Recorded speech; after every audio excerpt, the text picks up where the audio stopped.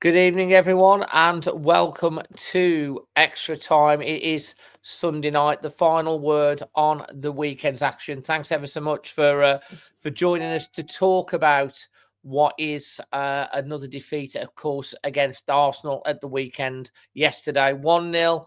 I've entitled this podcast Red Alert. Red Alert for the Reds that we had yesterday, but Red Alert because we're back in the bottom three. Red alert because we've got 1 week to go of the transfer window. Red alert because people are panicking and stressing. There's so much to stress about at the moment. Worrying times with 15 games to go. To say Leicester, Spursy were very Spursy typically today. Leicester held out for a win, which has forced Wolves back into the bottom three. And it's 4 games in a row now without a win, without a point, and without a goal either. We're not scoring goals either, are we? So we have got a nice, interesting couple of panels today. A couple of fans, just as the Philadelphia Eagles, who I've got the cap on. It's kind of like the conference playoff, which is the equivalent to the FA Cup semi-final. The Eagles in the first quarter have just gone 13-3 up, so they know how to score. But we're going to be bringing on the voice of reason. It is Jack. How you doing, mate? Yeah, not so bad. How are you? I'm not too bad at all. We were just talking before the show. You've not really got an NFL team, have you? Not particularly. I think the whole thing has sort of passed me by a little bit. I think the sort of the it's. I mean, you were trying to talk me through the rules, weren't you? It sounded very similar to rugby league.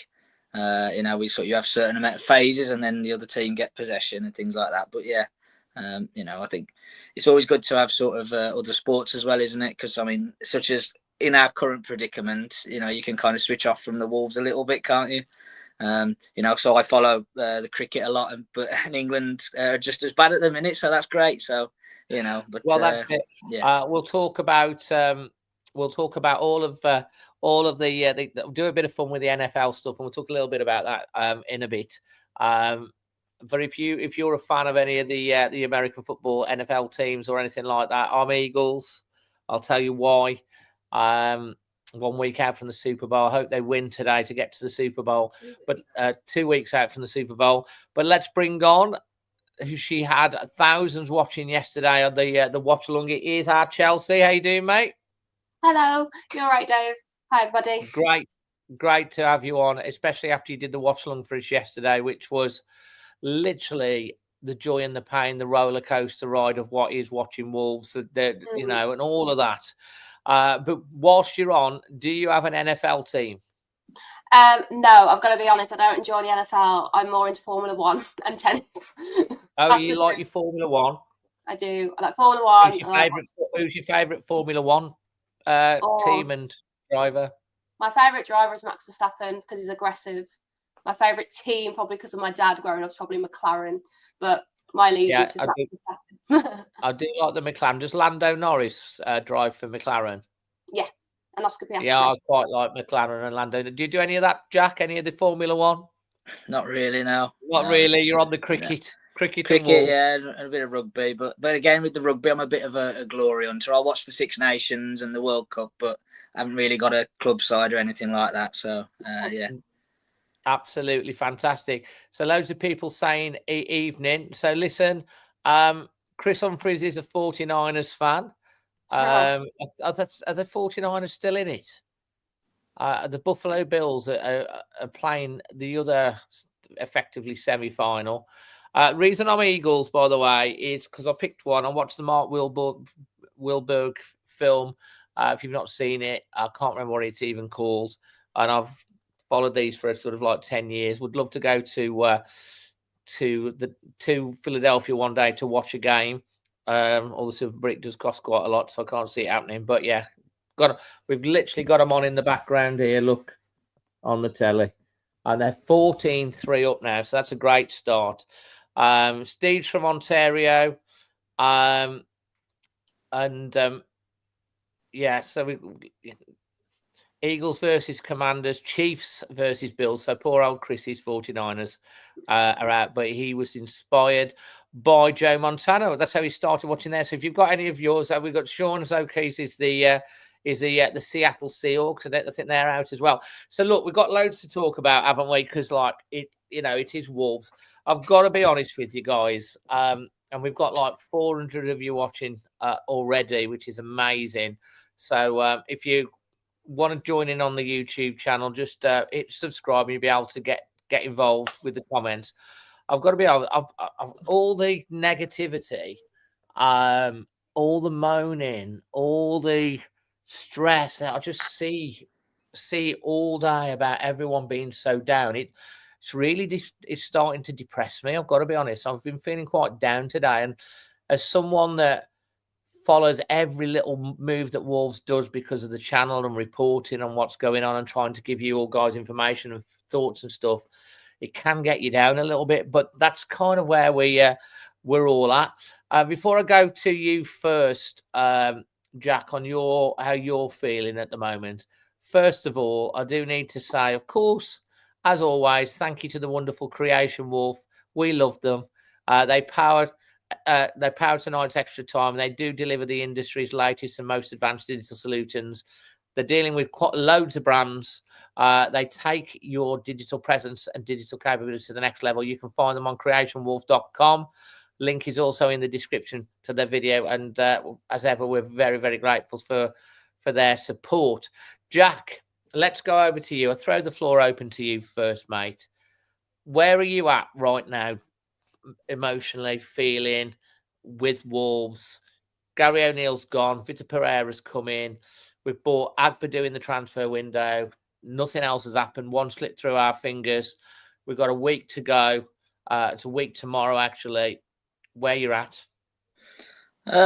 It's a difficult one, isn't it? I mean, we were sort of chatting yesterday, all the people that I go regularly with, and a lot of them are sort of exactly how you just described, very, very down and struggling to find any positives at all. And I'm sort of I feel a little bit bored, to be honest. I mean, it we talk a lot about what football means to everybody. I mean, it means a great deal to us three on here and everyone in the chat and anyone who catches up and watches later and things like that. And the reason that we love it is that hope that it brings, and that feeling that, okay, we lost today, but next week we might win, or, okay, the team's not great at the minute, but one or two signings and we'll be all right, or, we'll have this player coming back from in. I just don't feel any of that at the minute. I'm just really bored of losing games and I mean, the Premier League, okay, it's the place to be financially and all that, but as an experience, it's pretty naff if you really sort of strip it back.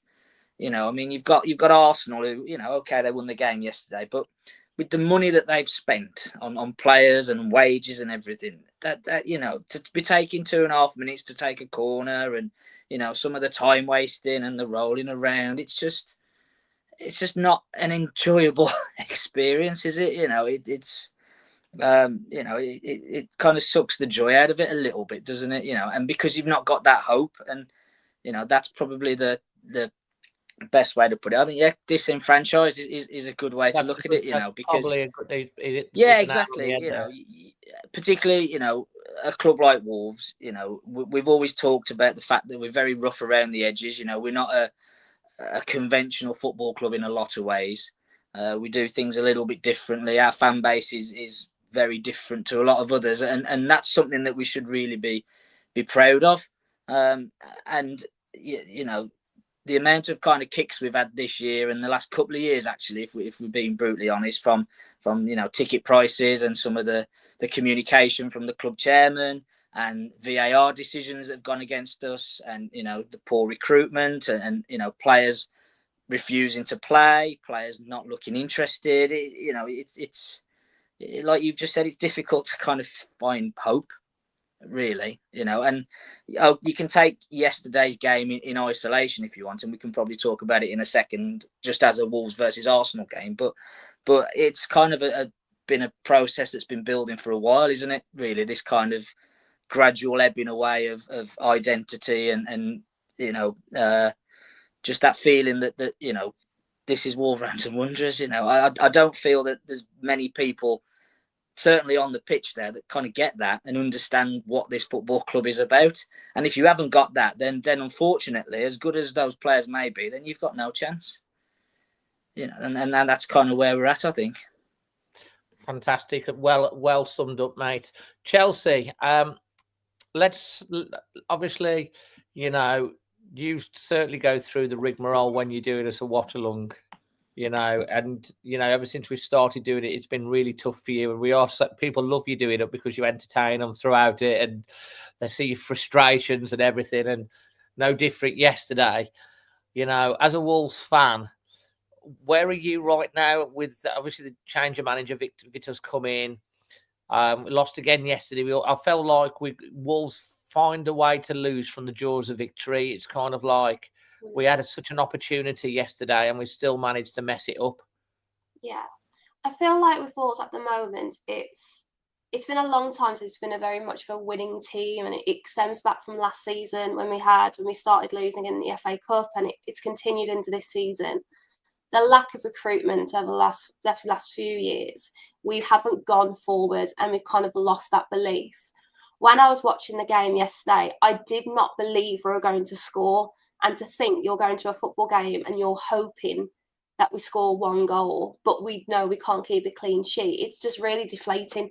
And even when they went down to 10 men, I still wasn't that hopeful that we would score. And as a fan, that's the worst thing to be able to feel. But I don't see any attacking force. I feel like Cunha was really a saviour and a hope for us throughout the season so far. But even though he looks deflated and he can't do it all himself, you've got players in the team that don't want to be there.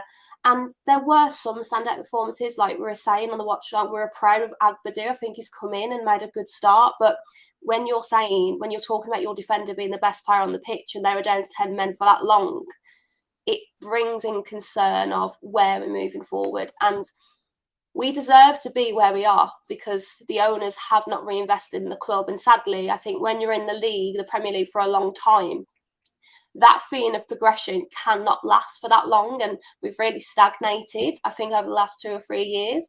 And we had that moment last season for like a good 6 months where we thought, oh my God, this is amazing. But we went straight back to what we're always going to be. And until the investment's put in, we're not going to go anywhere. And the manager in the game, talking about the game specifically, he should have made some better decisions. In hindsight, he should have brought off Gomez. In hindsight, why did he only bring on 3 players towards the last 80 minute, like the 80th minute of the game? You're not going to have an impact. We're already down by 1-0. So those game strategies, they can be implemented. They're short term, and it still doesn't change the long-term issues with the club. If you don't invest, you're not moving forward, you're going to go backwards. And I feel like this is where Wolves are.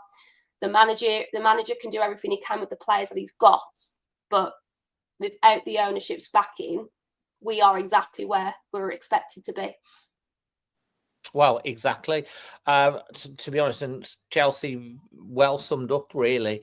I mean, it is so frustrating because you look. I know Forest got absolutely tanked yesterday by a Bournemouth side, and by the way, we've got them coming up soon as well. Which originally on that, when everyone was looking at the tough run of fixtures, you're thinking, oh, we got Bournemouth. Now you got a Bournemouth team. They're scoring for fun, and we got them coming up as well, very very soon too. So yeah, I mean it's frustrating, isn't it? I mean, you just feel like everything that can go wrong with this club at the moment seems to be going wrong. Division amongst the fan base, you know, people are getting frustrated. There's already people calling for Vitor Pereira to be sacked, which I find unbelievable. I mean, and absolutely madness. I mean, yeah. The Chelsea game is the only game I thought that we were really terrible because I thought we were absolutely diabolical in that game. But other than that, we're just creating chances and not taking them. And against Arsenal yesterday, 11 versus 11, I thought we were okay. I thought we know how good Arsenal are at set pieces. We know how bad we've been. I thought defensively, we were a lot better and we handled them, and they never really caused us any problems. Obviously, the freak sending off, which shocked everyone, I think, at the stand, which come towards the end of the first half. We did start to create some chances whilst Arsenal restructured. The disappointing thing for me was the start of the second half.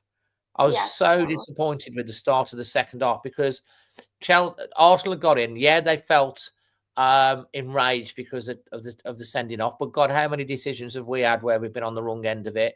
And for once, we had a decision which was a dodgy decision that went our way, and we didn't take advantage. We came out in the second half, and you'd have thought we had 10 men and Arsenal had 11 men, and they pinned us back for 10 or 15 minutes. And we kind of got away with that. They had a header over the bar, and Saar made a save. David Raya made a couple of good saves as well. Made one great save from Matheus Cunha as well. But then we started to make advantage of the 10 men against 11. And then just as we're starting to create chances, Joe Gomez gets a second yellow, and that the second. I don't know about you guys, but the second Gomez got sent off, I thought, oh, damn. I thought we'd go on, and we were just starting to make it pay. And 10 men, playing with 10 men for so long, you do start to lose the energy. You keep moving the ball. I didn't think we moved the ball quick enough when we had the advantage. But then as soon as it was levelled up, it was kind of like the body language of the Wolves players at that point when Gomez went off.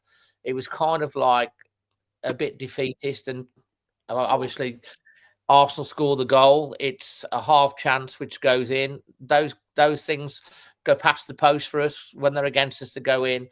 And we did fight back a little bit, but we never really felt like we were going to score, like you say. And obviously, that Arsenal have got out of there with 3 points, and thinking how the performance, Jack, I thought was better on the whole. I thought Agbadou really looked like a Premier League player yesterday, but I think Chelsea hit the nail on the head. And as a lot of people said this, and it was picked up in our reaction, Vitor Pereira does have to take some of the responsibility for yesterday for sure, because you've got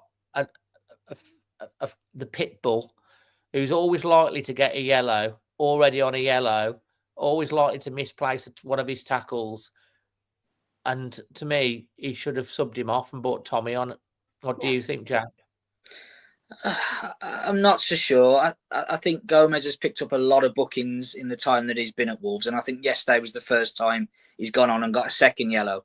So I think the manager, if he felt he could trust him not to get that second booking, then I think he's fair enough to kind of keep him on. I think the issue is, and I think why perhaps I think there's a conversation to be had, is that from the minute that Lewis Skelly got sent off for Arsenal, they were desperate to even it up. Every time one of our players made a foul, there was a roll around and a scream and a clutch of the knee or the ankle, and there was a surrounding of the referee. And so it's, you kind of felt that if we gave the referee an opportunity to even it up, then that's exactly what he would do. So I understand the argument that if anyone's on a booking, maybe take them off. But equally, if you do that, then you've got to take off a couple of players, because I think Semedo had been booked as well at one point, and someone else as well. So I understand the argument, but I think you've sometimes got to think, well, I've just got to trust the players to kind of keep a little bit of discipline and a little bit of nous and game management, and kind of avoid that second booking. I think Vitor referred to the conversation he had with Joe at halftime as well, in his press conference after, saying like, I'm calm, boss, I'm okay. So to a point, he did speak to how you're feeling, because the first one was kicking the ball away. Now, do you think he kicked the ball away, or do you think he was just playing on, or well, I think if he gets a yellow deliberately for that, that's just a stupid yellow card, isn't it? Yeah, and we know from kind of all season really, the refs have been very sort of strong on kicking the ball away, delaying the restart, and that kind of thing. I think the issue was that he played an advantage. And so if Gomez thinks the ball is still live and that the advantage is still taking place, then he's got every right to sort of clear the ball. If the referee then decides, well, actually, I'm going to give the free kick from 5 seconds ago, then the ball wasn't dead to Gomez. It was only dead to the referee once he blew. So it is a bit of a grey area. Yeah, I agree. So I mean, it's one of those where, again, the referee could apply a bit of common sense and say, well, I have played an advantage, so the ball technically wasn't dead until I pulled it back. So, but it's Michael Oliver, isn't it? Loves the headlines, loves to be on the camera, loves to be on the screen. And so, of course, he's going to kind of make the decision that everyone, will then have discussion about. And, and like I said, I think, Arsenal kind of got into his head a little bit once the red card happened for them. And it kind of felt like, it did feel a little bit like we were going to get someone sent off at one point. I think going back to kind of what you were saying, I completely agree about the start of the second half being very, very flat.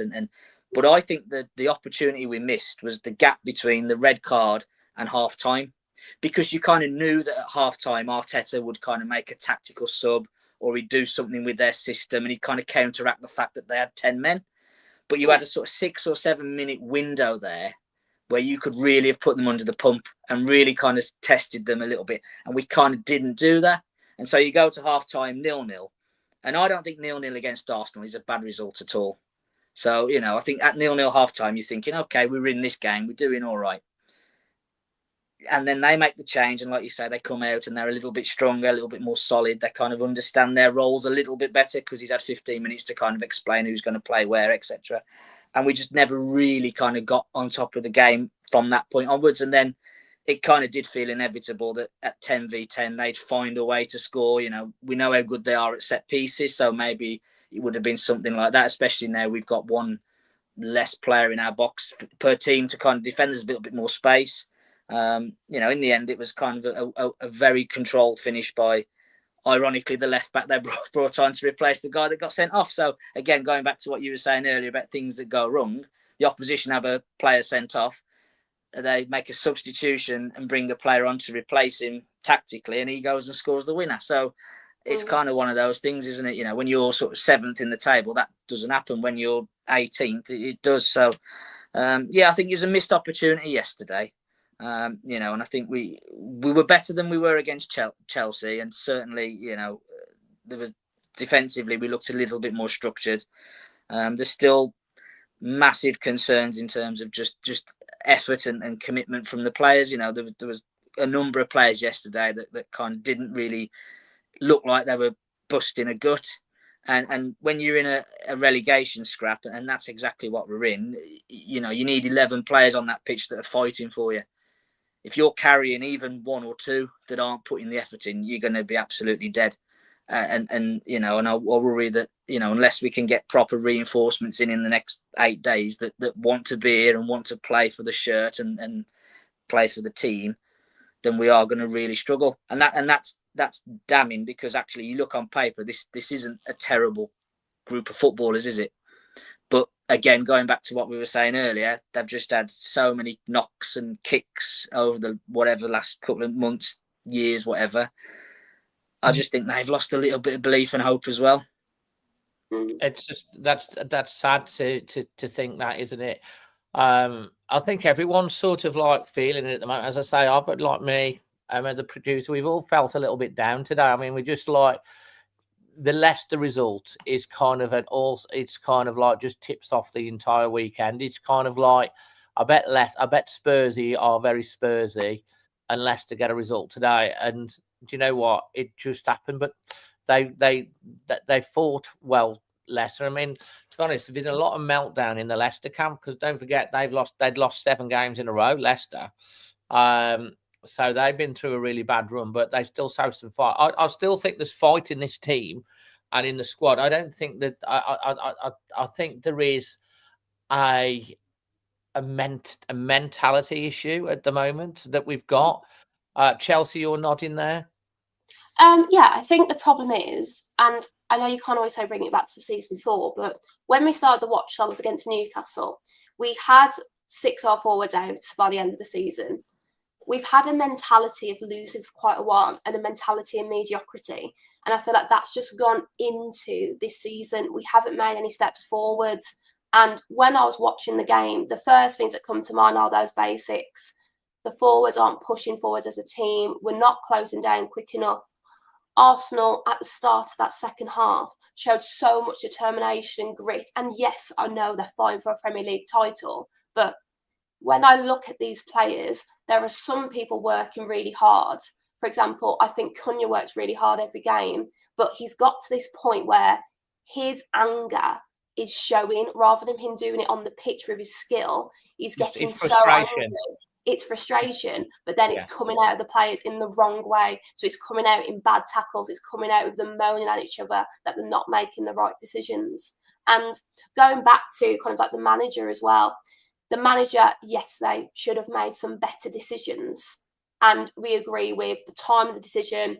I really understand what Jack's saying about, do you trust Gomez? And actually, does he know his players yet? Personally, I wouldn't trust Gomez on a yellow card, being in the midfield. I wouldn't trust him. But I don't know him as well as the manager does. So I understand he's given him that responsibility. But as a team, I don't think they understand how they best play together.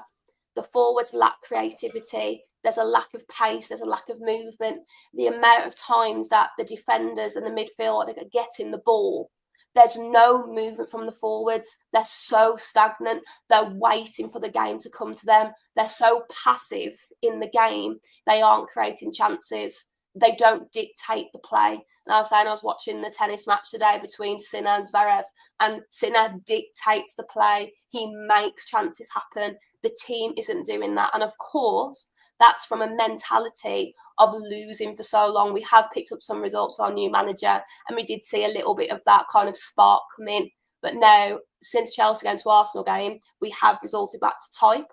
I do agree in the first half that we had a little bit of improvement, especially in our defence. I do think our defence was a lot better, and I think Agbadu really impressed me. And I think the midfield worked together quite well until that yellow card. But the forward line is disastrous. I don't see us scoring. And when you're relying on Cunha for 33 of our goals, whether they're goals or assists, you can't rely on one player that hard. Sarabia's accuracy is not there. He's on the pitch, he's working hard, but he has no accuracy. Bellegarde, I don't know about you, I have no idea what his best role is. I just think he's out there to be an engine. I don't know what his role is, and that's no disrespect to Bellegarde, but I don't know what he is. I don't know if he's a midfielder, I don't know if he's a winger, I don't know if he's trying to be a forward. And the fact Chelsea, that on that point about Bellegarde, Emma feels exactly the same. I don't think he's being utilised. And if we don't know what his best position is, and it's been a year, why is he here? Hwang is non-existent. And before he went to the Asian Cup, we were really impressed by him. But he's come back a completely different player. And honestly, the amount of people on the watch along were saying the same thing. Arsenal going down to 10 men. We used to have Wangi Chan on the pitch. That felt like 10 men for Wolves. We didn't feel like we actually could take the game.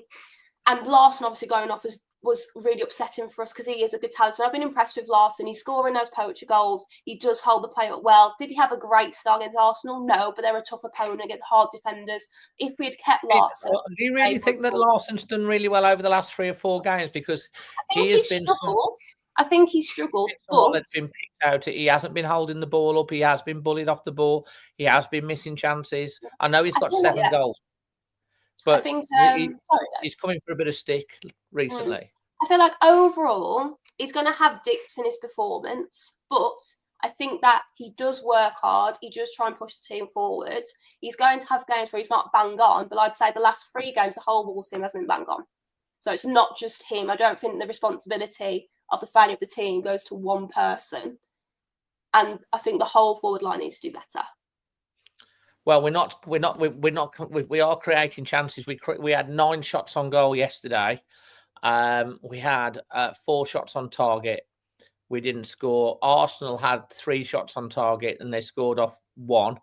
The stats are very even. It was very similar against Forest as well. We looked, we played really, really well. We created more opportunities. They had 3 shots on target and scored. And against Newcastle, again, it's similar. Chelsea probably was a different game because we were absolutely, apart from 10, 15 minutes at the end of the first half, we were poor. But even in that game, again, Jack, the Chelsea game, very similar. We finished the first half strong against Chelsea. And you think, okay, second half, let's start on the front foot. And the same happened against Arsenal, and he's expecting us to be on the front foot, and we just weren't. And the other team was hungrier than us, came out of the dressing room, were braver than us, and we seemed frightened to play. And Vitor Pereira talks about having an identity, about looking into the players' eyes and seeing that bravery and seeing that steeliness, and to be able to. Do you think that they're playing with a bit of fear? I think so. Yeah. I mean, I think sometimes you kind of, there's two sides to it, aren't there? I mean, I think, like we kind of touched on, I think Arsenal came out from the half-time break and they'd clearly made some key decisions in terms of positioning and tactical. So they'd got something to implement in that second half. Whereas, as I said earlier, I think Vitor's probably sitting there with our boys thinking, you know what, 0-0 against Arsenal is not a terrible result. So if we just keep as we are and then see what happens, and then maybe we need to change it as the second half goes on. So already they've got that momentum because the managers kind of got into them and said, right, you're not going to do this anymore, you're going to do this. And I think it was probably the same against Chelsea. I mean, I wasn't at the game, but a friend was, and he said that Chelsea got booed off at half-time, 1-1 against Wolves. So their managers got into them at half-time and said, that ain't good enough, you're going to do this instead. Whereas again, Vitor's probably thinking, very Portuguese in style, we'll sit back, we'll soak up, we'll suffer off the ball, if you like, and we'll see how it progresses. And unfortunately, the Premier League isn't really very Portuguese in that sense, is it? In that, you know, momentum and mentality is really key. And if you sort of sit back and let the opposition dictate the tempo and dictate the story of the half, you're going to struggle. And, you know, and I certainly agree with Chelsea in terms of the substitutions were very, very late. You know, I think you bring Doyle, Rodrigo and Guedes on 87 minutes. Now that's 20 minutes too late, really. You know, or at least you bring them on as soon as the Arsenal goal goes in, and all of a sudden you need to do something to get a result. You know, certainly I think, you know, we've all been very critical of Guedes in the past, but he does look like one player since Vitor's come in that looks interested now, and all of a sudden he's now almost, you know, a bit part player on the bench. You know, that to me, when Larsson went off injured, Guedes was the one that I thought would come on rather than Wang. Yeah, and again, there's maybe a conversation there of, you know, why was that the decision? But yeah, I think to go back to kind of what you were saying at the beginning, the fear is there, isn't it? Because we need results because of the predicament that we're in, and as I say, I think there's an element of stick or twist. You know, you 0-0 at half time against Arsenal. That's a decent point if that's the score at the end of the game. So if you come out gung ho to try and get that goal ahead and they nick one on the break, then you're going to get absolutely crucified. If you sit back for a 0-0, now we know, because we've been watching us all season, defensively we're not good enough. So there is an element of what do you do for the best. But I think, like I said, the missed opportunity really was that gap between the red card and half time, where we really needed to make the most of that before Arteta got into them at half time and switched it round. And you kind of saw in the second half that they'd adapted to the red card really well, to be fair to them. Well, they're a team, aren't they? That are going for the title. They're a thing. And I was saying, you know, teams down at the top find a way to win. Teams at the bottom, seems like Wolves, apart from Leicester today, find a way to lose. Latest updates on the Philadelphia Eagles versus Washington Commandos is that Washington have come back. It's now Washington. Eagles 14, Washington 12. So it's getting a bit close still in the first half or in the second quarter. Yeah, a bit nervy at the moment. Right, we're going to come back with our man of the match performance rating and what made us smile and everything. But we've got Noah over in the States who sent in a video reaction. And guys, if you want to just jump on the show, have a couple of minutes words with the panel and say what you want to think, there is a link below this in the description. On YouTube, you can come and get on and come on the stage for a minute or two and give your point. But here's Noah. All right, California. So, Wolves have lost again, this time 1-0 at home to Arsenal. I don't know what to make of it. I really don't know what to make of this, to be honest. You know, we had our chances. That's for sure. Really good chance for Sarabia early on. Should be doing better with that, in my opinion. Coming into it, knew we were not going to have a whole lot of the ball, so we had to take our chances when we needed to. And we didn't. And then, we go up a man. And there was about a 5 to 10 minute spell or stretch where we did create some decent chances. I think overall, aside from maybe those 5 to 10 minutes, just a little too slow, I feel, in our build-out play. Just didn't look up for it. We looked up for it, I would say, maybe the first 30-ish minutes, but after that, and aside from that 5 to 10 minute spell, and then after, there were moments where we did look up for it, and there were moments where we didn't, if that makes sense. But first of all, Gomez should not be on the pitch. And then, why is he putting that challenge in? I mean, it's still just a crazy challenge to put in. I know he's going for the ball, but still, just frustrating all around, really. And yeah, it's on the Villa next weekend. It keeps coming. It keeps on coming. So, anyways, take care, everyone. Try to enjoy the rest of your weekends the best you can. And, yeah, always Wolves. I literally feel like I'm like this. It's like everyone's just listening to Noah there. He's all the way over in the States. He kind of his whole demeanor, his whole way he's talking, because he's normally he's just so disenfranchised, fed up. Starting the apathy starting to come back again. He just feels so down. And every football team loses, doesn't it? Every football team goes through bad patches, but our bad patch is now not. It's not a bad. It's been going on for over a year. We've hardly winning. It's tough trying to scrape for positives, to keep believing. And I guess that's what Jackie was saying, and Chelsea will come to you in a second, about how how the players must be feeling. But they're paid a lot of money. They're paid an awful lot of money. We're also in the middle of the transfer window. We're going to come to that as well in a second. But Chelsea, why don't you give us your Lemore Windows man of the match, your Fox at Shipley performance, and anything Parkside Dental Care that made you smile from the day? I think I said on the watch long as well. I was pleased with Agbadou's performance. I felt like he made some really good challenges. He really demonstrated his confidence and gave us something to be hopeful for. So I think that he's come in and been excellent, and I hope that he continues the way he is. For the rating, I think for the first half, apart from, as Jack said, trying to nick that first goal in those 10 minutes we had, I do think we played okay. We were still 0-0. We were holding Arsenal quite well. It's just the second half performance that was so disappointing. So I'm going to give them a score of 2 out of 10. Simply, the 2 is for the first half, it's 0 for the second half. Wow, Craig Revel Hallwood lives. 2. A 2 out of 10. Yeah. Okay, fair enough. I love it, Chelsea. And then what brought me some joy?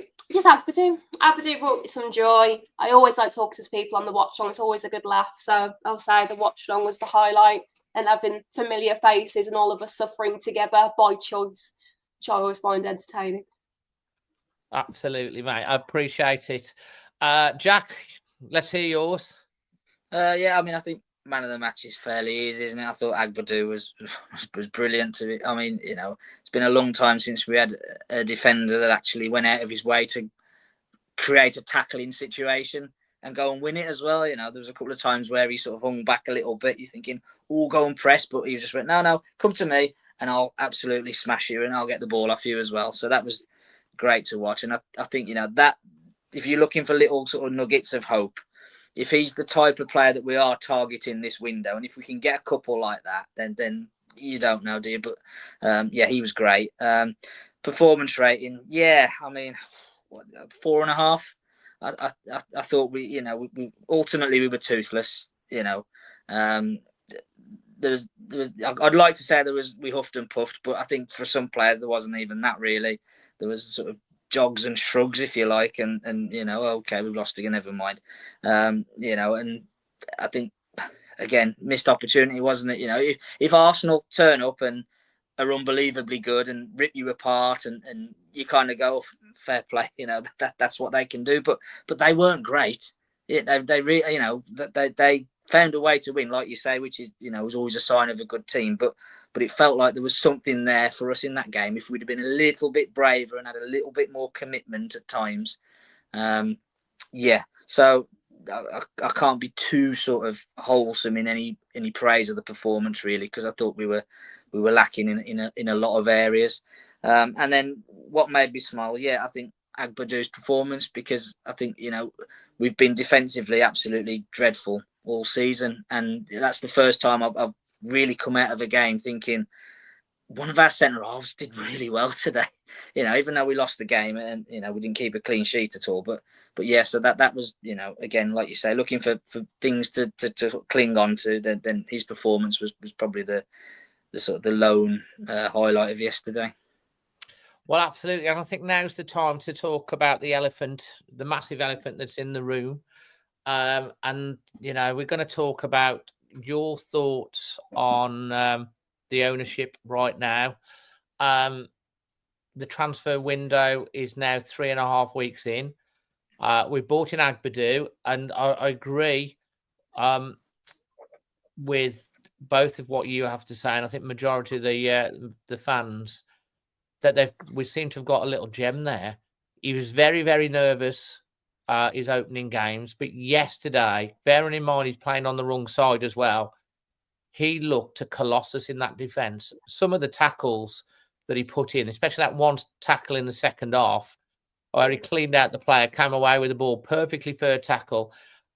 He started to look good on the ball, like he was looking for a pass. Maybe some of his sort of medium to long range passes went a bit astray, and that's something. But he's someone that's come in, and the Premier League and English football is so much faster, and he seems to, a few training sessions in, getting to know his teammates, and he's playing against a very, very good Arsenal team, of course, full of fantastic offensive players. I know there were a few missing, but I thought it's the best defensive display in terms of defending set pieces and attacks. I thought we did. He's a positive, but Manu Silva went to his boyhood club Benfica, which is someone that we've missed out. Bruno Lage, his current team, and now as the fans are quite rightly calling out the owners, calling out Jeff, calling out Matt Hobbs, because we're a week away. And it is absolutely clear we need reinforcements. Now, look, Chairman Guo, who is the owner, main shareholder, and very, very rich man, was over, as we reported, firstly, last on Tuesday night when one of our sources told us that he was travelling over to the UK. He did turn up yesterday. He was there yesterday in the stands watching the game. I had another message from a source last night before we got home, actually, that Valdia, which is, as you will know, Jack, is Mendes' number 2, had been instructed, ordered, whatever, to attend an emergency meeting. Well, I think it must be an emergency meeting because he was told he had to get to Molineux, and he was in Scotland, so he's had to travel down from Scotland, Valdir. So that can only tell you that there must have been meetings that would be taking place yesterday, probably after the game somewhere, between Chairman Guo, who is the owner, who's over in England, Jeff Shee, Matt Hobbs, maybe some other Wolves staff, and Mendes is number 2. So for me, and Vita in the press conference was certainly confident that we're going to bring players in. I know that, you know, Sutty and Craig were on here last week who didn't think they would bring in players. I still suggested that they will, but like they have to bring in proper players that are going to make an impact on this team, not just we've signed someone to look good. They've got to come in and make an impact. So first of all, Jack, I want to go to you and then to you, Chelsea. Where do we need to bring players in? If you've got the funds to do this and they say, here's 30-40 million, go and spend it, bring in what we need right now, because we cannot afford to go down. What we're going to do? What you're going to do? I still think we need another centre back. You know, the ones that we've got, apart from obviously Agbadu, aren't cutting it at the minute. We need some athleticism in the centre of the park. You know, I think Andre and Joe Gomez are very good at what they do, but you know, you can see that they haven't got that energy and that engine to kind of get us up the pitch. So the likes of Cunha and Larson are having to drop very deep to kind of get the ball. And if they're receiving the ball in their own half, they're not going to be on the end of a cross or the end of a through ball. That's a point that Vitor has made. He wanted a midfielder to come in with that sort of athleticity, which I think was probably where they were looking with Manu Silva. Don't forget, though, we also have Tommy Doyle, who is quite, you know, he will run through brick walls. Tommy Doyle. To me, he's someone we need on that pitch. Against Manchester United, when we were 1-0 up and they were pushing, Tommy Doyle won the ball in a tackle when they were attacking, and his first thought was to play the ball forward, and we got a goal off it. And you know, if he doesn't get a start next week, I don't know how. But like, yeah, we probably need a bit more athleticism in midfield as well from a different type of player. I'm thinking. Carry on, Jack. Yeah, and then I think we need to invest in the forward options. You know, certainly I think if Larson's out for any length of time, would look like a hamstring, didn't it? You know, we don't have a natural number 9, if you like. You know, someone to lead that line and be a focal point. And then, you know, again, we talk about recruitment. There's just so many sort of nondescript forwards at the club, aren't there? Wang, Bellegarde, Forbes, Sarabia. You know, I'm not saying they're terrible players, but they just don't contribute enough.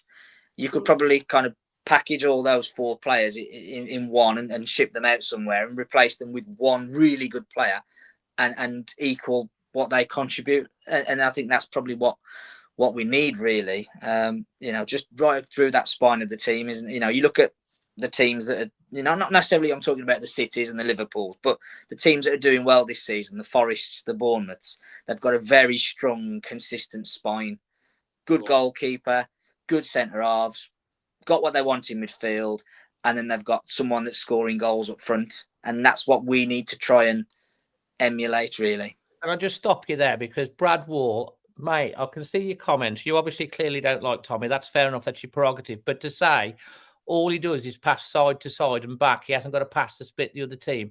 Let me just remind you of just a couple of plays that Tommy Doyle did when we played Tottenham last year, and we were 1-0 down.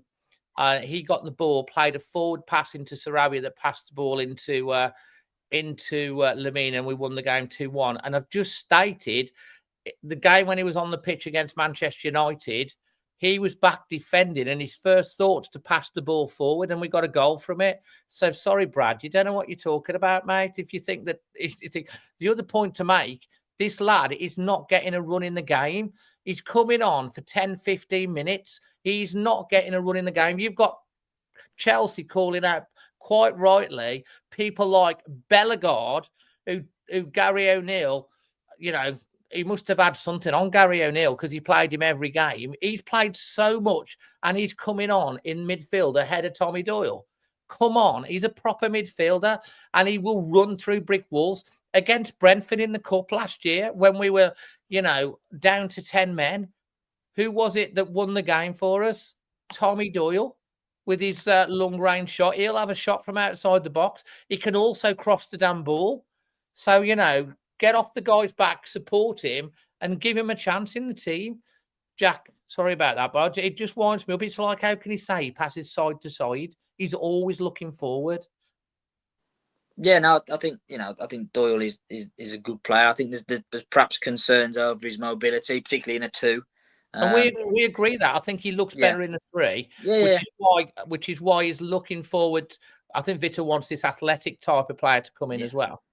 Yeah, and then that would perhaps allow you that tactical flexibility at times. If you've got a real, powerhouse in the middle that can kind of cover every blade of grass, you can then perhaps play Doyle and sort of get him just to play almost is your NFL, the quarterback role, just sort of playing those passes across the pitch and switching the play when we need him to. Then there's an opportunity there, and obviously one of or both of Gomez and Andre are in the mix as well. Then aren't they? And I think that's a good midfield for kind of what we need at the minute. So yeah, I think it's an absolutely vital 8 days, isn't it?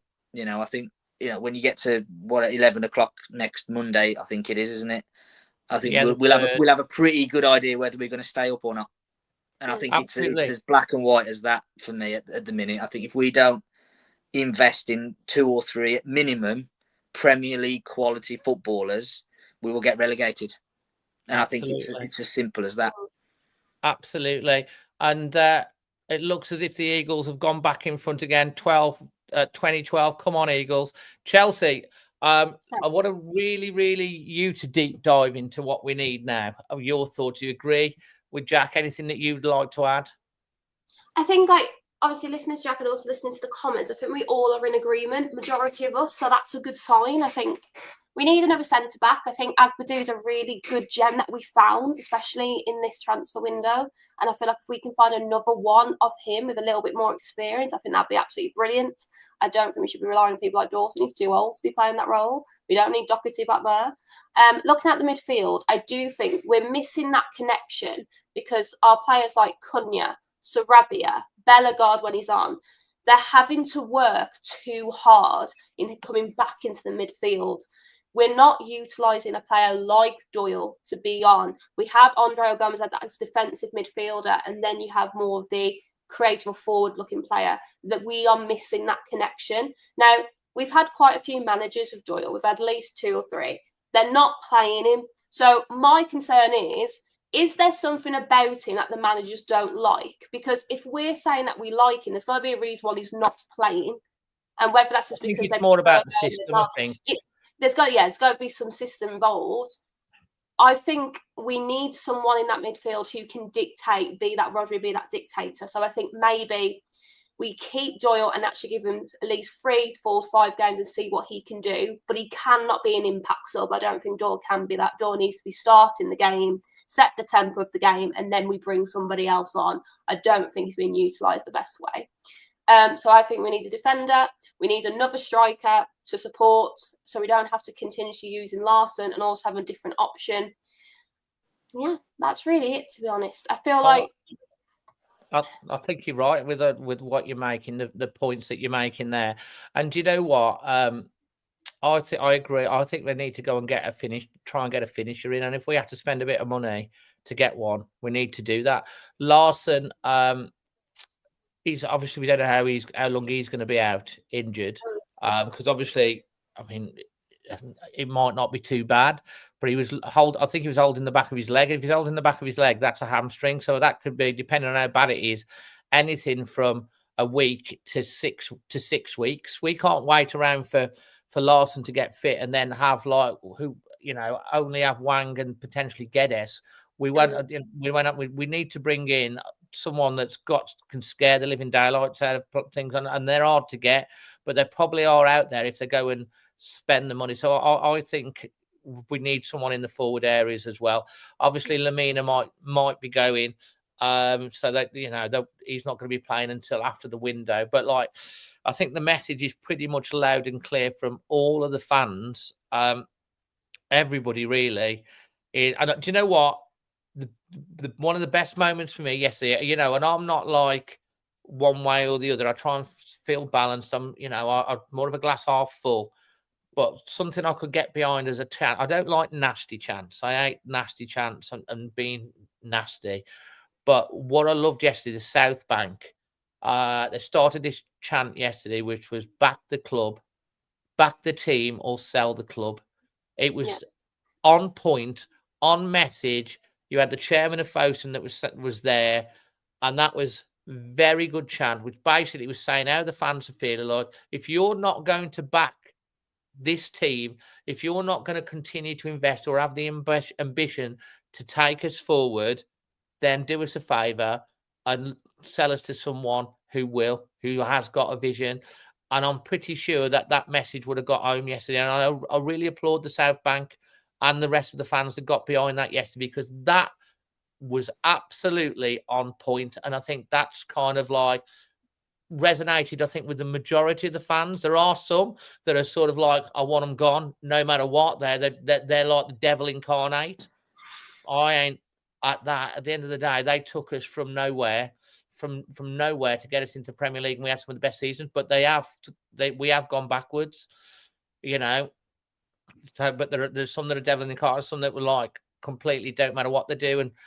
But I think that chat yesterday resonated with the vast majority of fans. Back the team, bring players in, support the team, show the ambition. And if you're not going to do it, it's time for you to say thanks ever so much for everything that you've done, but pass the baton on to someone who can. And to me, that's kind of like, I think, where I'm at with it. So I think we'll find out in the next week where we're at. They're either going to go in and like really step the game up, or they're not at Chelsea. Yeah, I think the January transfer window is the most awkward one, because it's the one where it's harder to bring in players. It's harder to get the players that you exactly want. So sometimes you go for options that you may not really want to choose. So I always think the January transfer window, people expect more than they really are going to get. I think if you get 2 signings or 3, I think you've done well. But it's whether we get the signings that we need. But I can't stand the January transfer window at all. I don't always feel like it always gets you what you want. Absolutely, mate. And your thoughts on that yourself? Final thoughts on the transfer window, and then you'll be able to ask some questions, guys. Jack? Oh, sorry, yeah. No, I completely agree with what you were saying about the ownership. I think we have to remember that they did initially have quite a lot of success with Nuno and that real consistent management structure and playing squad, and achieved things that we probably didn't even think were possible when they came in. But they've consistently backed the wrong horse ever since then, haven't they? They've picked a succession of iffy managerial appointments. Large wasn't good enough. Lopetegui didn't have the gonads to stick around when the going got tough, and then O'Neill proved to be totally out of his depth by the end. And time will tell on Vitor, and also they've backed the wrong horse on PSR, because we were very cautious and we need to keep our books clean because teams will get punished, and the Premier League have pretty much come out and said, well, we're not going to punish anyone now. So we've backed the wrong horse on that one. So now there's no excuse not to invest. And if you don't invest, you don't go anywhere in this league. There's so many clubs now owned not by millionaires but by billionaires, and that's what you're competing against. And if you're not prepared to invest significant money into your playing squad, you'll get absolutely nowhere in the Premier League. And I think we're starting to see that in this gradual decline we've had in the last 3 years. And it's time that they, got their heads out of the sand, realised that as admirable as self-sustainability is, it's not practical in the Premier League. It's a league where you have to spend to do anything. We were talking weren't we, about Nottingham Forest, Bournemouth, those kind of teams. They've spent a lot of money. They're getting results for it, absolutely. They've recruited well and they've got good managers, but they've spent a lot of money. And we need to do the same now if we're going to do anything other than get relegated. And I think they really need to step up this week. Really need to step up. And that's everyone. That's Shea, Hobbs, everybody. Everyone has. Also, just by the way, I know there's people saying, look, I'll put the link in the description below. We are coming towards the end of the show, but like, anyone's welcome to come on in the green room and have 2 minutes of say on whatever. That's not anyone can come on, but we are coming towards the end of the show. I do want to make a point as well, just before we move on to looking ahead to Villa and then the Q&A section. Obviously, all the stuff that happened with Matheus Cunha, the Liam Keane situation and all of that sort of jazz.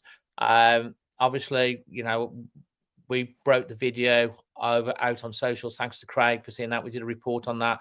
We talked about it last week, and we did say that it was probably a mistake. And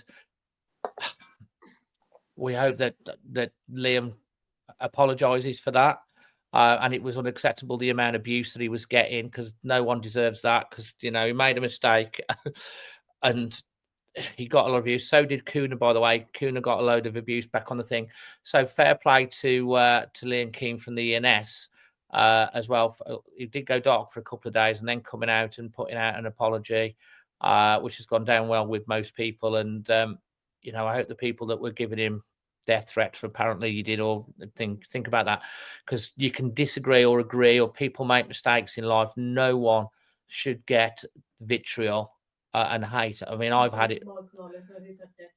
You know, apparently the producer saying Michael Oliver has had death threats of some Arsenal fans because of the for the thing. At the end of the day, I've had nastiness towards me, and it's not pleasant. It's not nice. So well done on Liam, and well done all the people that sort of backed that. We've got Dan that's popping on now. He wants to say, is a caller, just wants to say a few words, and we're going to be looking ahead to Villa. I've got a Q&A. Dan, what would you like to say? How are we doing, guys? Great show as always, Dave. Always Thanks, tuning mate. in, mate. Thanks, mate. Looking forward to running rings round the Content Creators Cup later on in the year. Yeah, hopefully no more red cards, though. No more red cards, mate. Because you actually had a player sent off. We did. But I'll tell you what, it was a great afternoon that was, mate. So fair play for that. Fair play. Yeah. So I just want to say, really, I just think, you know, I think you've made some fair points about obviously our owners and everything, but mate, honestly, it just feels to me like looking back now, we don't replace players. Do you know what I mean? And the lack of ambition is for all to see. And just very recently, it's just become evident that even when we're going into these windows where we are literally scraping the barrel for players, they don't even want to come to the club, and you can hardly blame them, because it's not exactly a sexy sell at the moment, is it? Really? No, it's like the owners don't really sell the idea of coming to the Premier League as a young player anymore. It's like there's just no ambition from any point of the club at the moment. Like we used to be having some really good success through the youth academy, and that seems to have dried up like crazy. I don't know any like really upcoming player in the youth academy that's really going to put up any roots in the Premier League either. So it's just like wherever you look, it just at the moment it just looks like they've pulled the plug on the club, and it's really bad on the fans, considering how they've raised the prices and, you know, the way they've behaved recently anyway. Well, to be honest, that's a really, really good point there, because this all comes on top of, and if we have talked about this, on the bad decision to raise season ticket prices by so much based off the 8,500, and then it going to 7,500, and then every single game going virtually to general sale. It's like you're losing money hands over a fist on that. So all the money you think, I mean, Jack, you're on the fans advisory board, and there is a commitment, I think. I mean, all our channels got together and we're very strong in a campaign on, you know, rolling back the under-14s and a price freeze. But Jack, on all the other age, I think there is a price freeze for next year, although we could be in the Championship. But they'll argue that we've got extra games, so you know that's what'll come out. But we know it. To me, they should roll back the prices anyway, because it'll get more people on bums on seats, and we ain't gonna have so many tourists coming to watch Wolverhampton in the Championship. But also, I think there is a pledge now that any price changes on the other age groups, they have to approve it with the fans advisory board first. Is that right, Jack? Consult, yeah, rather than approve. But yeah, essentially, yeah. So I mean, in terms of like, obviously we managed to get the club to reverse the increase on the under-14 prices this season, so they're still £105 for an under-14 season ticket, which I think is good value, to be fair. So yeah, so obviously we'll have consultations in the coming months about how the under-14 ticket prices are not only priced but structured, in terms of, you know, are there going to be, you know, sort of group tickets in multiple tickets and things like that. So there'll be obvious opportunities for us as fans to kind of put across what we think the prices should be like. But ultimately, they will go with what they think is best. But you hope that they take on board what we say. So yeah, I mean, I think it's a difficult one, isn't it? Because we talked a lot about benchmarking, didn't we? And and the clubs that get mentioned a lot by Wolves in terms of benchmarking are Brighton and Aston Villa. Now Brighton is a very affluent area, and Aston Villa are playing in the Champions League. So we've got a vastly inferior product to those clubs, and we're also in a much more deprived area. So benchmarking against those two clubs, in my opinion, is absolute nonsense. So, I think there needs to be a complete rethink in terms of that from the get-go. And like you say, I think, I mean, certainly, I was thinking, and we were chatting the other day as sort of people that I'll go to the game with, it's a chore now to go to the game, and if you didn't have a season ticket, you wouldn't be queuing up to go and buy a match ticket on general sale. I mean, what was it yesterday to watch us against Arsenal? Like £60, £70? Well, exactly. Well, in that one area, it's that one little group's the top price. I think there's about 80 tickets at 71 in that middle section, isn't there? Which isn't the best stand anyway. So I mean, yeah, it's still a lot of money on a match day ticket go. But even if we scrape survival this year, it's going to be a tough sell. The season tickets in the summer, even with the price freeze, it's going to be a tough sell. So and I think Dan's spot on. The lack of ambition doesn't match up what we're being sold in terms of price increases, and it's just. Do you know what? I mean, you're absolutely right. I think that's compounding everything. I think the things that have compounded so much this year, the season ticket debacle at this thing that caused, after the end of the last season, the last thing you want to do is cause something that's divisive and it's going to cause a problem. You want to keep the fans sweet. So straight away, you're off on the back foot. Then, sadly, Jeff comes out with with his Express and Star column where he talks about aliens and and then talking about if you want a team that wins things or gets for you, then you're not the team for us. That is sucking the hope out of fans. It's like you can't. It's very difficult to come back when you hear your chairman say something like that. And then you've got Matt Hobbs coming out with Gary O'Neill saying like, "Well, we only need 4 defenders." Hello. What happens if we want to go to back 3? What happens if we get injuries? It's like, but if we'd have loaned Santiago Bueno, who has been one of our best defenders since he's had to play, and then obviously not bringing all the fans could see in the summer we needed an extra defender, and it should have been done. And then we would have been able to cope with an injury. Mosquera is going to be a really, really good player, but he picked up an injury, and you're playing Russian roulette. And then obviously there's this thing where we bought in a load of players, but like Pedro Lima is a good little player, one for the future. He'll develop over the next 2 or 3 years. Rodrigo Gomez, he plays with his heart and a smile on his face, and he'll give everything, But they bought him in as one of these succession, and they bring like the likes of Andre in, and there's a lot of players that seem to be sold. Come to us for a year or two as a stepping stone to bigger things. They should be coming to us because they want to, when they hear that, they want to commit and they want to play because they have to perform to get the thing. But we shouldn't be selling this. They're not fully committed. You look at Raul Jimenez and Neves, they're the exception of the rule, aren't they? Really took the fans to the heart. Even I thought that was going to be Lamina, and then he's messed it up. Neto, when he left, shoved 2 fingers in our face by celebrating like they'd won the World Cup when Chelsea scored a goal against us 2 weeks later. Just all these things are unacceptable.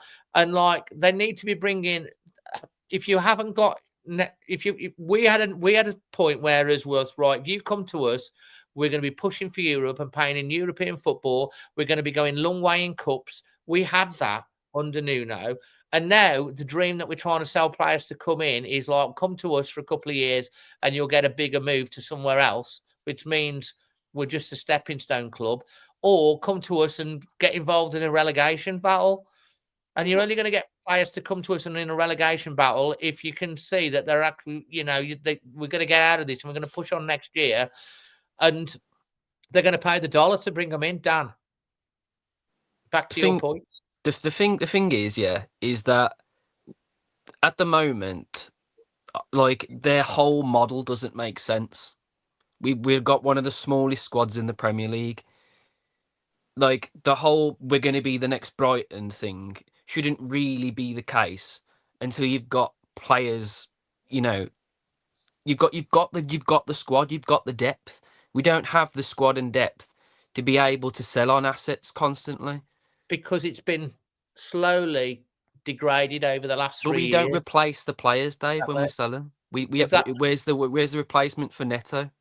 Well, they would say that the replacement for Neto, I guess, is Conor Rodrigo.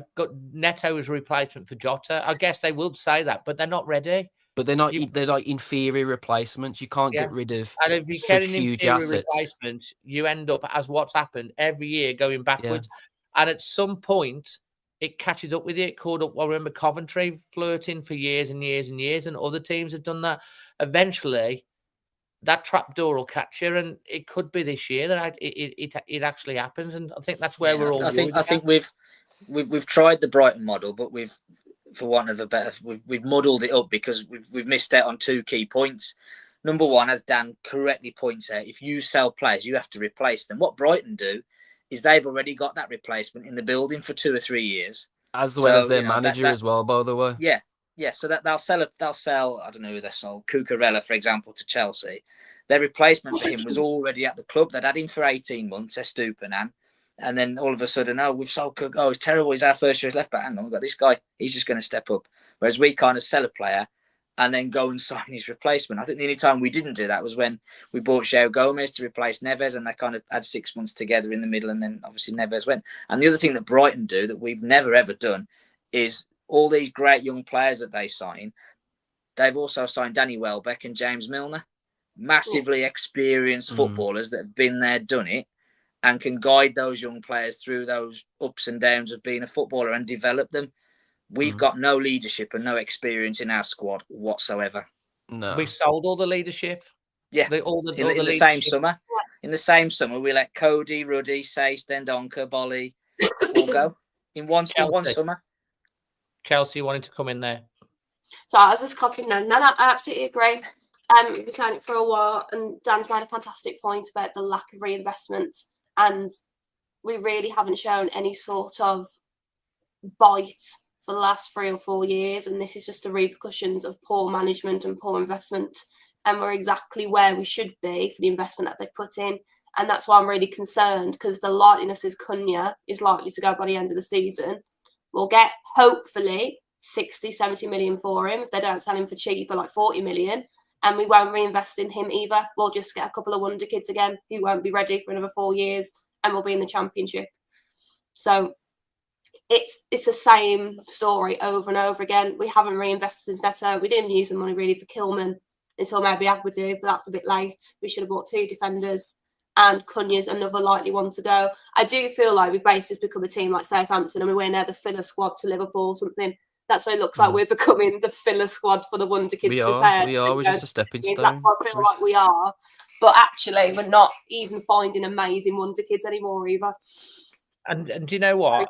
That's really great with the fans as well, because, we want to be better than that. We want to be pushing up the table. I look at Bournemouth. I look at Forest now. Forest were in the Championship 3 years ago. They were like nearly relegated. They stayed up on the last day of the season, and now they're pushing the Championship. We were there. I look at Bournemouth, little Bournemouth. They ain't nowhere near as big as Wolves, but they brought in a manager. They made a decision. They're playing a style of football, and they're 6. We've gone.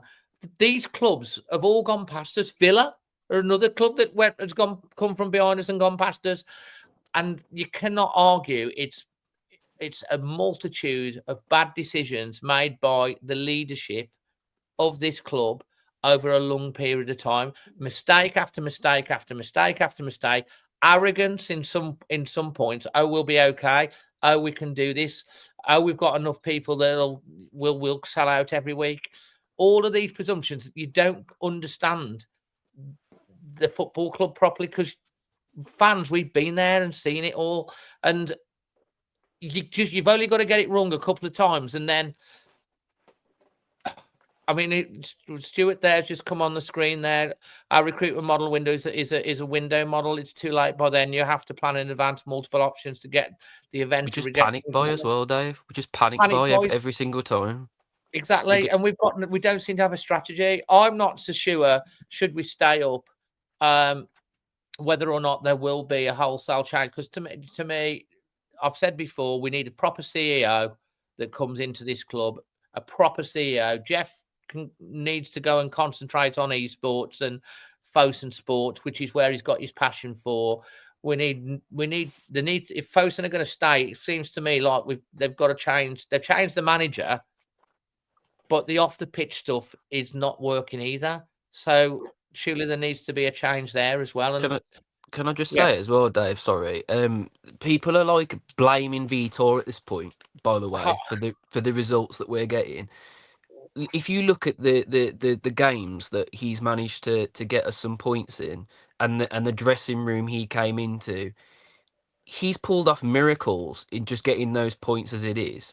And the reason that we're in the trouble that we're in now is because our owners can't see what everybody else can see. It's plain as day. We need replacements. We need people to come in and be that Lamina, Dawson, Cunha, those players kept us up that season. Do you see what I'm saying? Jimenez. We need all of those, and I'm hoping the penny's dropped. I think it's too late, Dave. To be honest, I honestly think it's too late now. Do you think we're going down anyway? No matter what they do. You look right. Leicester won today, right? That's pulled us back in again. That's pulled us in again, right? And then you've got who we got next? Villa. Yeah. Villa are next week. Which, by the way, the next segment is score prediction for Villa, so you can give yours here. Score prediction, mate. Oh my God! Listen, before I get into that, right? Every single game coming up, I can only see us getting points off Southampton, and that ain't enough to stay up, is it? That's the problem. It definitely won't be. No. So you okay? So score prediction for Villa. I'm gonna go 2-0 Villa. I can't see us even scoring without Strand Larson. I'm going to come to Chelsea and Jack for their score prediction and thoughts as well. And guys, we're coming up to Q&A time because we're coming up to the end of the show, the last 10 minutes. Leave your questions for any of us or the whole panel. But before I come to Chelsea next, then Jack, with your score predictions, we've talked about obviously, I'm on about the pennies dropped with Chairman Guo. Basically, he was there yesterday. We think there's been an emergency meeting. Vitor's talked about players coming in. He's seen it for himself firsthand yesterday. And, I thought, the fans were brilliant, really, throughout the game. They supported the team. They made the points as well. He will have seen the meltdowns on social media and all of that sort of stuff. Fosun get tagged in a lot of stuff. He gets tagged in stuff as well. So I'm sure he's aware. If the penny hasn't dropped now, it will never be. I think on his Twitter bio, he says, Chairman of Fosun, big Wolves fan. Well, if you're a big Wolves fan, he needs to show it. But what I'm saying to you is, Dan, we've all said we need right now 2, 3, a minimum of 2, but ideally 3 top quality players in key positions to come in the next week. Are you saying that even if we get those 3 come through the door, you still think we're going to go down? I haven't seen fight in this team, Dave. I saw us against Chelsea, right? We showed no fight in the entire 90.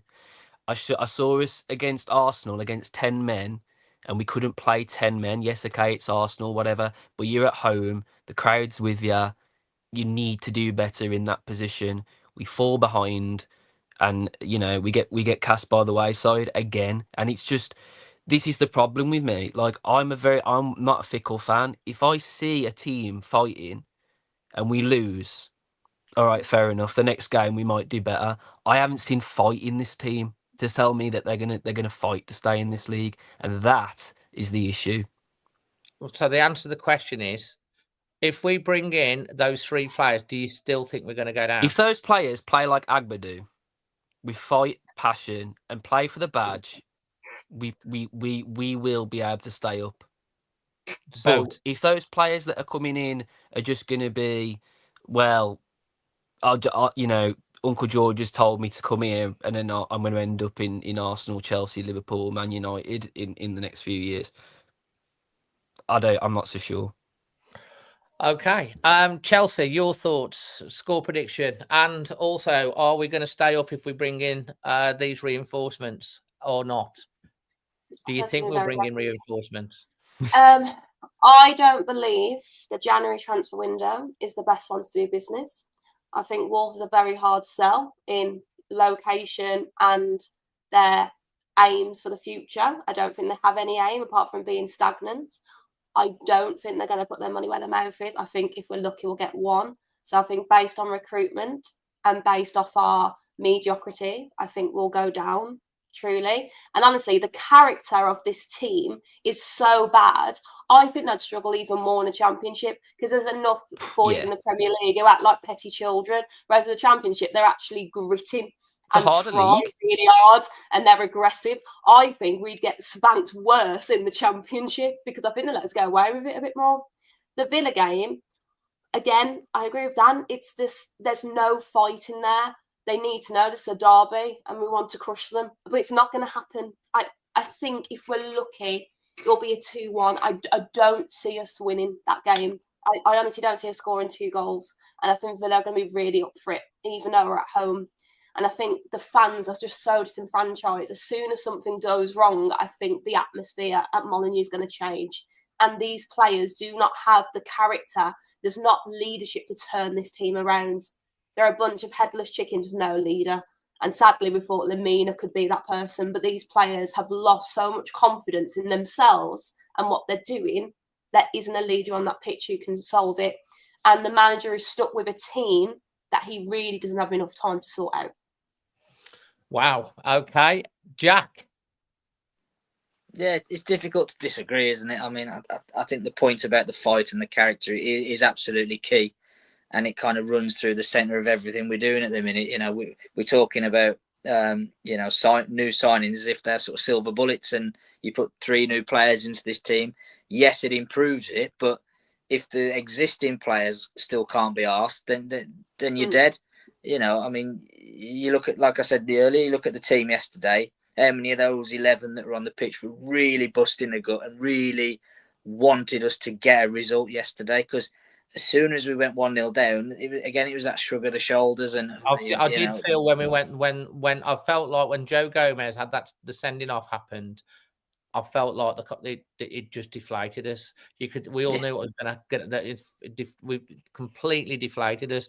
I did feel, as I've made the point, that we were actually starting to look and control the game and look like we were going to get the winner, and then the sending off just absolutely killed it. And that moment, we definitely have come out of there with something had we not, had that not had happened. I just felt that we were starting to get on top, but like, I can't forgive how we started the second half. I just can't forgive how we started the second half. You'd have thought we'd have had 10 men, like I said, against 11. The question is, Jack, are we getting? Do you, as a fan, as the voice of reason, as we call you, and I will get you a T-shirt with it on one day, I promise. As a voice of reason, are we going to stay up and watch your score prediction for Villa? And what do you expect to happen in the next week? Honestly, I think we'll bring players in. I do think we will, but again, it's whether they're the right players and they're the right characters.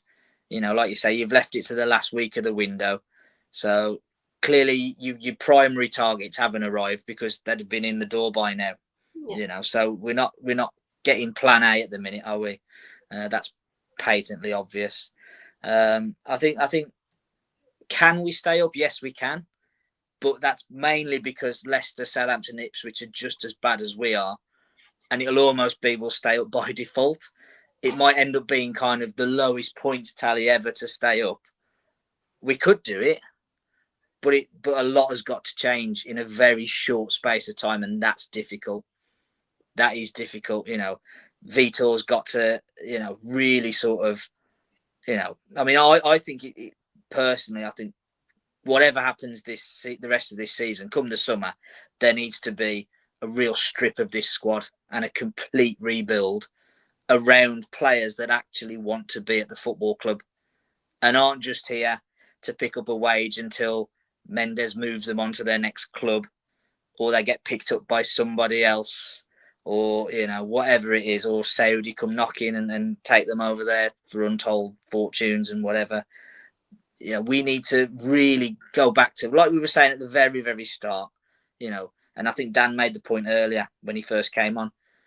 As a fan base, we will forgive pretty much anything that we see on the pitch. We'll forgive mistakes, bad passes, own goals, poor tackles, missed chances. But what we'll never, ever forgive is a lack of commitment and a lack of effort. Absolutely spot on. Yeah. And that's what we're seeing at the minute. We're seeing players shrugging their shoulders, walking back when the other team are attacking, pointing at each other, arguing with each other, falling out with security guards from the opposition and opposition, whatever. It's a real mess, and it's a culmination of everything that we've been talking about. And the way that you solve it is you have a complete strip back of this playing squad, regardless of whether we stay up or not. Yeah, mate, absolutely right, because Wolves fans will forgive everything if you give 200% for the badge and the shirt. Yep. No matter what your quality is, if they can see you busting a gut and trying and running and close, but I think that's the thing, isn't it? And I think because we haven't got a proper leader, this is why everyone's sort of like doing their own thing. We are not the sum of our parts, because the sum of our parts we should be doing a lot better, and we're hoping that someone's going to come in and be able to put that lead. I mean, Agbadu was the captain at his last club. He's starting to settle up. He set an example yesterday with how he played. He was full on.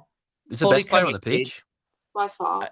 He was, but that's because he played with he wants to play in the Premier League. He wants to play for Wolves, and he's coming. He wants to make an impression, and I feel like he's settling in. And it's difficult because he's playing out of position as well in a defence that's leaking goals. And he showed true leadership on the pitch yesterday. He made a few mistakes, but we could forgive that. What I liked about him, though, is when he did make mistakes, he was the first person to run at the ball to get it back again. Yeah. There's a few times. Rodrigo Gomez does that as well. Yeah. Gomez, when he loses the ball, he'll try and get it back. You got some that are like, and then the ball's already like in our attacking third, and then they're like, oh, I'll have to get back now. And it's like, mate, you're getting paid more money than any of these fans that are watching this football match. So all you've got to do is run for 90 minutes. And if it knackers you out, you've got more players on the bench waiting. You just do your job at the end of the day. And then some of them just don't even look like they're interested at all. It is frustrating. And I think that's the thing. Vitor has been talking about bravery and courage and commitment and all of that. You can run around like headless six chickens and just run and run and run. Mm-hmm. Obviously, but you've got to run in the right times, the right points. And if you lose the ball, you've got to try and win the ball back quick. Yeah, win it back quick, turn it over. We lose so many. We've been in so many good. Look at Newcastle. I look at the Chelsea game. How we've got control of the ball and we hesitate. We make a bad pass and then they turn the ball over and it's a goal. You can't blink. But let's see what happens in the window. I'm going to go to questions. Carl, anyone want to answer this? What identity would you like to see our team do in the coming games? I don't know what he means by that, but Chelsea, I'll let you answer that one. What sort of identity do you want? I think all of us agree, especially the last couple of minutes, about my identity. I hope for Wolves is they are resilient, hardworking, take responsibility for their actions, stop complaining to the refs, stop complaining to each other, have some balls, be a man, and act the way you are being paid for. Resilient, hardworking, take responsibility for your actions and try. Wolves fans are very, very forgiving. All we ever ask of anyone, and all you should ever ask of any person, is to try their best. No Wolves player yesterday, really, apart from Agbadou, can sit there and said, "I did my best." Love it. And if we've got every player doing that, we wouldn't ask for any more. Question for the panel, or Jack, you can answer this one. Do you think Steve Morden made his mistake selling the club to Fosun? I don't think he did. I mean, I think when they first came in, obviously they put their money where their mouth is, and they invested in the club, and they invested in the playing squad and the staff, and it was a success. But unfortunately, like we said, they've backed the wrong horses ever since then, and just sort of ebbed away at that belief and that identity, and you know, it's an old cliche, but it's true. If you stand still in the Premier League, you go backwards. And these days, you don't just go backwards; you absolutely plummet. And that's kind of what we're seeing now. I mean, I think Chelsea's absolutely bang on with what she said there. I think if we kind of just had a straw poll on here and on the chat room, if you think about your favourite Wolves players, and I'm just thinking back since I watched them, my first game was 1999. So I think about people like Ludovic Polet and Alex Ray and people like that. They weren't the best players, but they gave absolutely everything. It felt like it meant as much to them as it did to me in that stand watching them. It felt like what was going on that pitch. Because you can relate. Relate. Absolutely. Absolutely, you can relate. And I think if you were to look at this current group of players, we won't be saying that about any of them in 5 years' time. Well, let's hope that we are. But you might be right. Tom, by the way, Tom, if you send your audio, because I can't use the video, send me an audio, mate. I can use that on my thing, like I promised. I need the audio of your song. He says, well, I'll let you answer this, Dan. Could you see a situation in 10 days where Vitor walks if we don't sign anyone? He said he's not in for the money.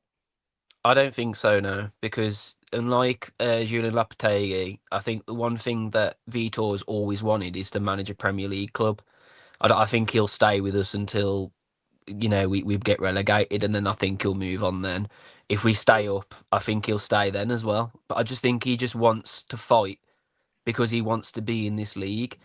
And I think, to be honest with you, I don't think he's put that many things wrong, to be honest. I think the players have let him down. Lamina let him down by doing what he's been doing. Cunha let him down with the whole glasses debacle and all that stuff. It's just the attitude of the players that have let him down. I don't think his tactics have been that bad either. I like the idea of us playing with, our wing backs a lot higher and demanding, more from them to get forward. I've never seen Semedo bust the guts so much in my life. While we've had Vitor Pereira. That run he did it in the first half.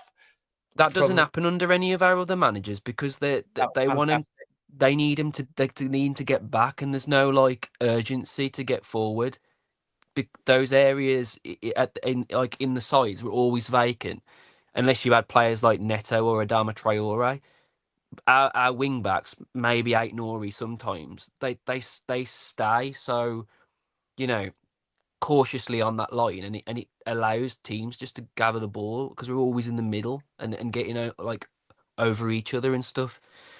So I don't think Vitor will go. I think he's waited all his life to be in the Premier League. No, I don't think so. No, he's not going to walk out on it. Jack, Lance, do Fosun care about the impact of relegation? You're on the fans advisory board and everything. What's the impact it would have on the club and the city? What's your thoughts on that? I think they do care. I just think they're not. I don't know to best sort of sum it up. I don't think that they understand how to progress the football club. Because we're sitting here saying the way to progress the football club is to invest and spend money, and there's, for whatever reason, there's a reluctance to do that, whether there's some political reason with the Chinese ownership and the Chinese government. And so I know few people kind of know far more about that than I do, kind of suggest that that's what's going on. So I don't know, but I mean, I think it's just like you say, it's really sad, isn't it, that owners that 3-4 years ago we thought were the bee's knees basically, and we're going to take us wherever we wanted to go, and it's all sort of fallen apart since then. For a succession of just really poor decisions. Absolutely. I'm just looking down now to see, because I'm trying to catch on of all the question. Chelsea. If we went down to the Championship about the current squad, could you see staying at Molineux? Oh God. Good question, isn't it? I think Abeldu will stay. I think Because we he's just signed him. I hope maybe that's He's more got no hope. choice. I think Abeldu will stay. The last one would go. Cunha would be gone. Bellegarde would stay because no one else would want him. I'm being honest. I love that. I love it. I'm too on for my own good. I'm trying to think. Bambi are nice. Chelsea, just do it, man. I just brilliant. I love it. Lemina's would be gone. I think Doyle would stay. Gomez, I've got more belief in Gomez. I think he would stay.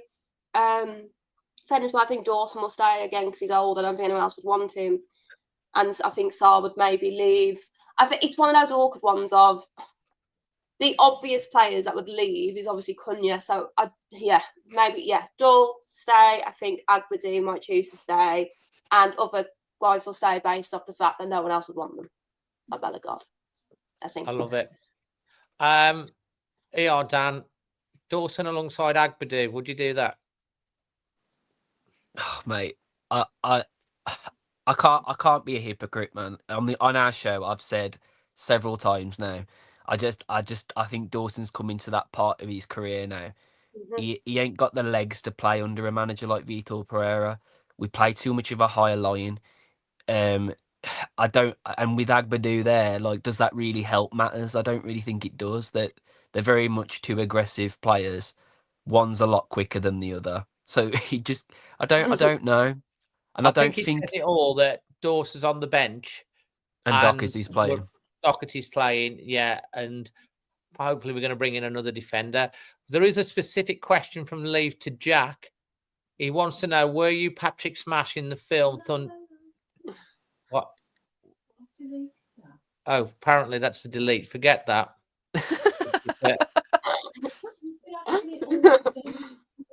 Oh, right. Okay. I thought it was one of them the comedy ones.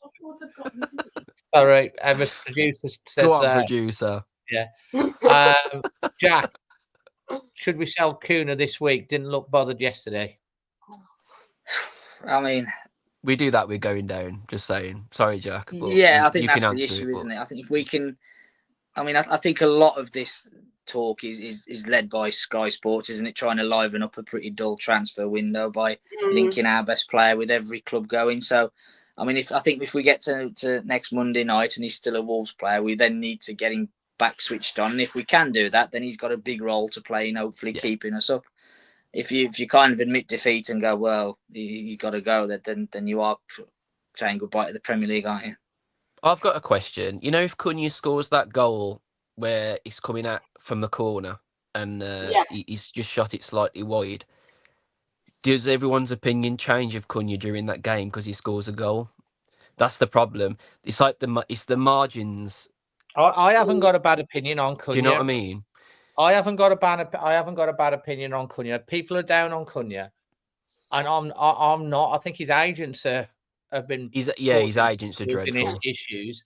I think in terms of Mateus Cunha, if it weren't for him, we'd already be down already. 100%. I do think that against Chelsea, I do think that he lost the plot, obviously, in the thing, but we were all panicking he might be out for 6 games. And now people are saying we need to get rid of him because of his attitude. But, you know, the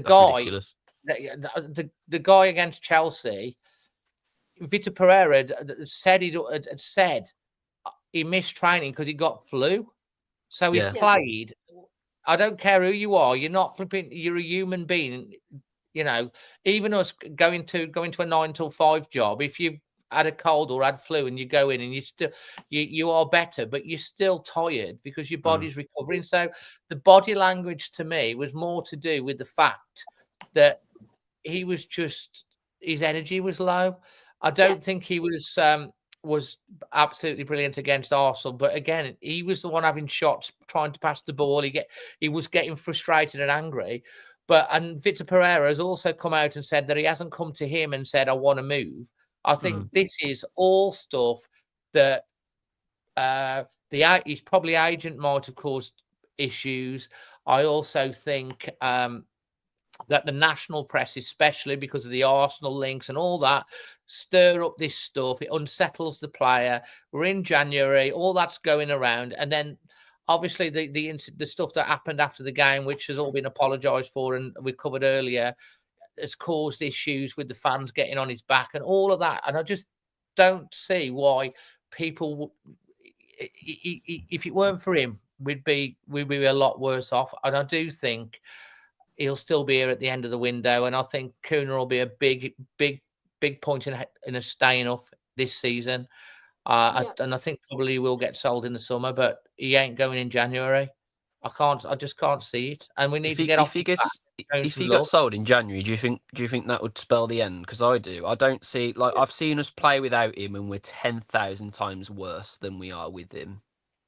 We just seem to play around him. Like, if we sell Cunha in January, that will say to the fans, all you're bothered about is the money, what you can get now. You're basically accepting relegation. It's also the message it will send to the other players within that team.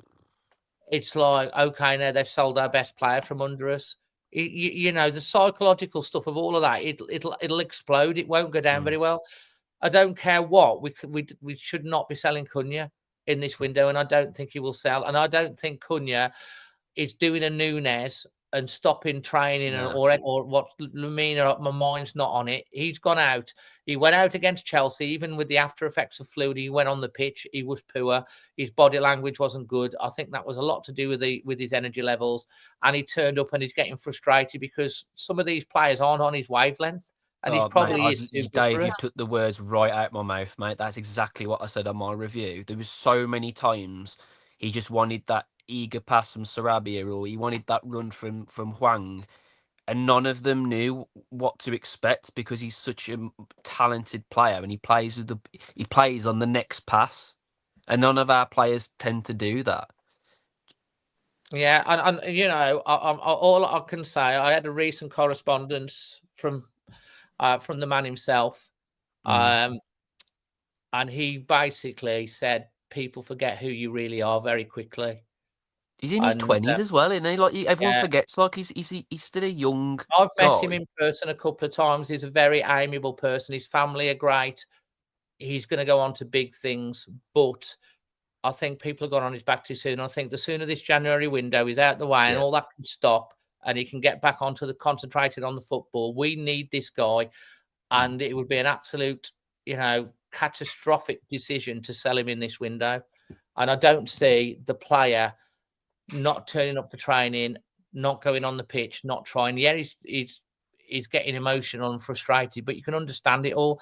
And also in all of this as well, he's just learned that he's going to become a dad for the first time. So that's an emotional thing as well. So let's get off the guy's back. Let the next week get out the way, and let's get the focus should be on the board. The board have now got to step up and do the right thing over the next week, and it's better late than never. Let's hope we can. Final thoughts from everyone. Last few words before we finish. Dan, give us some positives. You've come to the wrong guy. Positives. Listen, we saw this team, you know, without the likes of Lamina, without all these players that have got such, you know, so-called leadership or whatever. We've seen this team try harder than we have recently, okay? And if we can just show that, and we can just show that we were able to get that point at Spurs, we were able to get that win against United. We've shown that recently. Do you know what I mean? That wasn't early in the season. It was the same manager, same players. So we've got it in us to do it.